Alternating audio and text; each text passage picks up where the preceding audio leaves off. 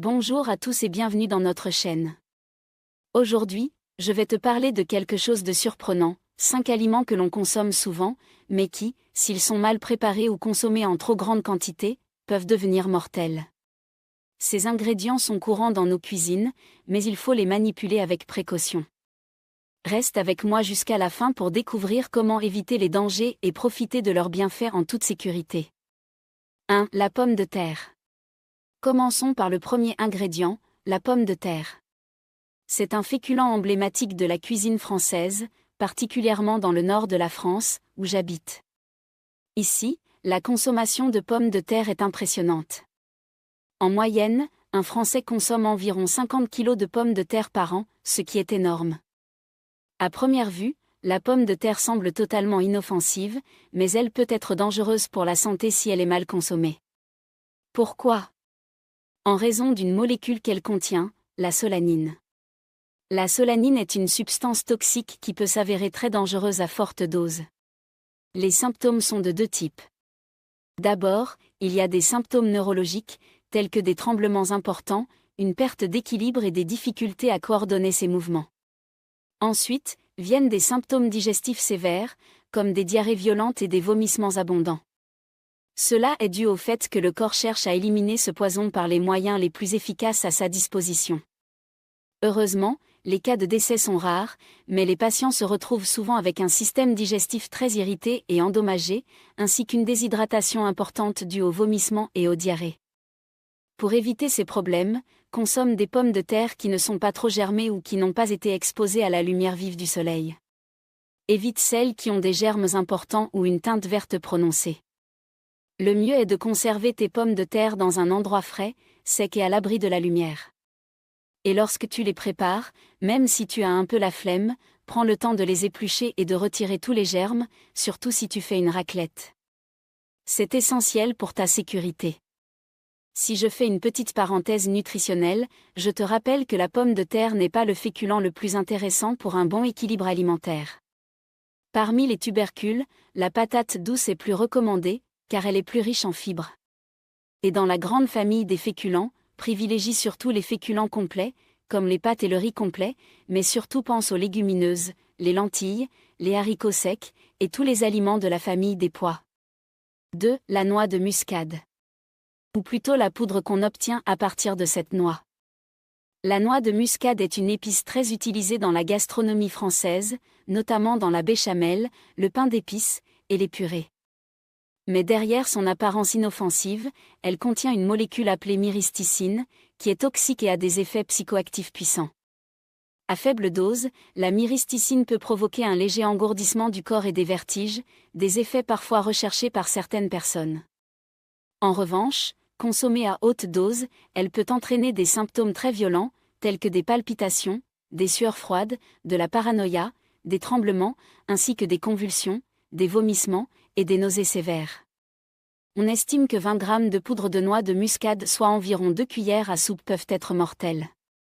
Bien entendu, il n'est pas question de t'interdire de consommer de la noix de muscade. Il suffit simplement de la consommer de manière raisonnable. La première règle est évidemment de faire attention à la dose, évite d'en mettre des quantités excessives, matin, midi et soir dans tes plats, même si, en général, tu es sûrement loin des 20 g par jour. Ce n'est pas parce qu'elle peut être dangereuse à haute dose qu'il faut la considérer comme nocive. Si tu bois 100 litres d'eau, tu risques de mourir le lendemain, et pourtant, l'eau est essentielle à ton bien-être. Donc, continue d'utiliser la noix de muscade dès que tu en as l'occasion, car c'est une épice aux nombreuses propriétés bénéfiques pour la santé. Elle est notamment connue pour aider à soulager les douleurs digestives et menstruelles, et elle possède également quelques effets aphrodisiaques. 3. La noix de cajou. La noix de cajou, que l'on retrouve souvent à l'apéritif aux côtés des cacahuètes, peut aussi être dangereuse. Elle contient une molécule appelée urushiol, une substance allergène et un poison potentiellement mortel. Si elle est ingérée en quantité suffisante, la noix de cajou peut être dangereuse. Mais comme si cela ne suffisait pas, ce n'est pas la seule menace qu'elle représente, car elle peut aussi être envahie par des champignons qui se développent à sa surface. Ces champignons produisent une toxine appelée aflatoxine, qui est non seulement un puissant cancérigène, mais aussi un poison pouvant être mortel si la dose est conséquente. Encore une fois, pas de panique. Comment éviter que la noix de cajou soit dangereuse? Eh bien, c'est probablement l'une des rares fois où je vais dire cela, mais il est préférable de consommer des noix de cajou légèrement industrialisées plutôt que des noix de cajou fraîches. Pourquoi? Parce que les noix de cajou du commerce sont cuites à la vapeur, ce qui détruit l'urushiol, et parce que les normes d'hygiène en France sont très strictes, empêchant le développement de champignons sur leur surface. Ce qu'il faut absolument éviter, c'est de consommer des noix de cajou quasi fraîches, provenant d'un producteur artisanal qui ne peut pas garantir des critères de sécurité. Cela dit, ce type de contamination reste rare et ne justifie pas d'éliminer la noix de cajou de ton alimentation, sauf en cas d'allergie, bien sûr. 4. La rhubarbe. Tu la connais bien, c'est une plante dont on considère la tige comme un fruit, du moins du point de vue d'un nutritionniste, et qui est de saison en France d'avril à septembre environ. Le problème avec la rhubarbe, c'est que toutes ses parties ne sont pas comestibles. Il n'y a aucun souci à consommer la tige, surtout son cœur, une fois qu'elle est épluchée. En revanche, les feuilles et la fine peau à la surface de la tige sont très toxiques. Ces feuilles et cette peau contiennent de l'acide oxalique, une substance à éviter absolument. L'acide oxalique est utilisé pour ses propriétés anti-rouille ou pour patiner et blanchir le bois, des usages qui ne sont pas compatibles avec une recette de tarte.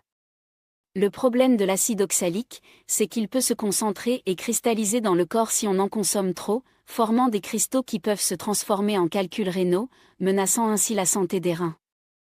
Les conséquences peuvent être multiples. Tout d'abord, ta santé urinaire et générale sera mise en péril, donc fais très attention, car nous parlons ici de l'un des filtres principaux de ton corps, avec le foie, la peau et les intestins. Il est crucial d'apprendre à prendre soin de tes reins si tu veux qu'ils continuent à bien fonctionner.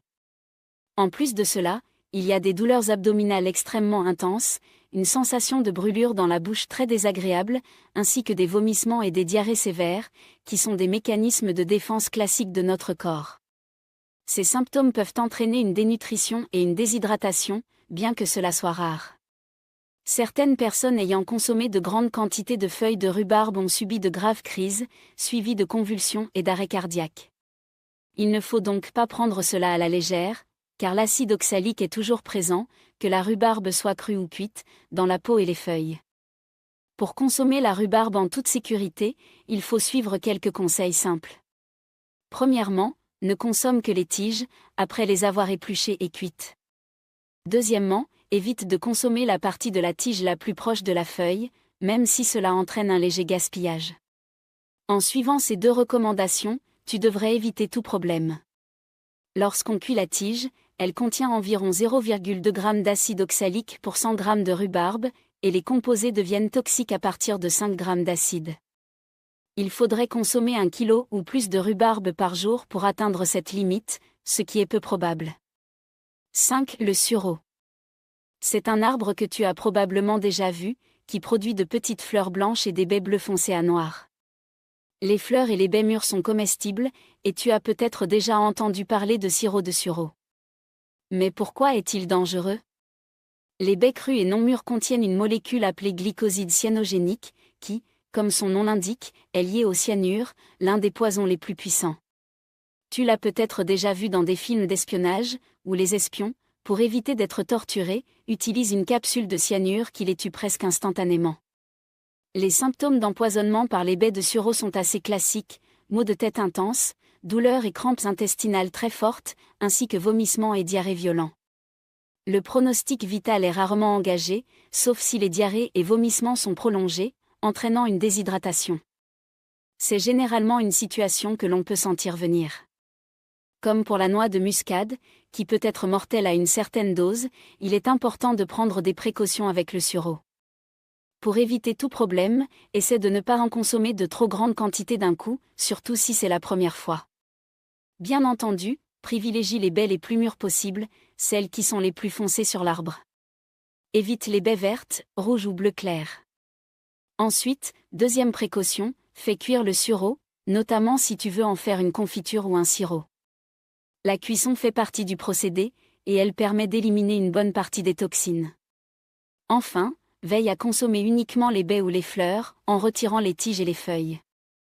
Fais également attention à ce qu'il n'y ait aucun morceau d'écorce d'arbre dans ta préparation, car ces éléments contiennent encore plus de composés toxiques que les baies elles-mêmes. En suivant ces conseils, tu pourras consommer du sureau sans problème de temps en temps. C'est un excellent aliment, notamment pour ses propriétés antioxydantes et anti-inflammatoires. Voilà, tu connais maintenant 5 aliments qui, bien que délicieux, peuvent être dangereux s'ils sont mal préparés ou consommés en excès. La clé, c'est de les manipuler avec soin et de toujours rester informé des risques potentiels. Alors, n'hésite pas à partager cette vidéo pour sensibiliser ton entourage, et abonne-toi pour ne rien manquer de mes prochains conseils sur l'alimentation et la santé. À très vite.